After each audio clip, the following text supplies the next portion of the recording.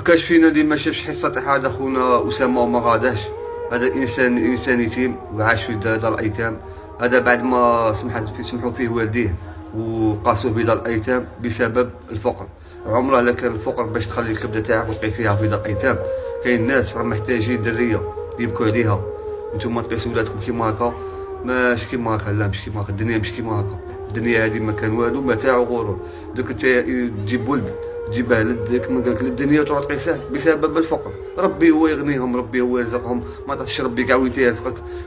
مام هذا الطفل ثاني انسان عنده شخصيه قويه. مام اللي كانوا معاه ثاني في دار الايتام وهضروا وقالوا بلي مام فلاش تاعه 22 عام وحنايا كبار فلاش، وكان يعرفنا بالقوه تاع الشخصيه. انسان يكون مقتنع بالشيء اللي راه فيه. وكما قال لك ربي معاه ان شاء الله. وش نقول هنا مام اسامه ثاني انسان متربي متخلق من عند ربي سبحانه. كبر كما قال لك ربي يرفع على قيمته وشانه. وكي شفنا في حصان ما شاء الله. وكاين الناس بزاف تحوس كما قال لك تربيه في دارها وتعاونوا وتوقف معاه، وان شاء الله بربي يوقفوا معاه الناس. هذو هما اللي يستاهلوا الناس يوقفوا معاهم. فاما اليتيم فلا تقهر واما السائل فلا تنهر. السلام عليكم.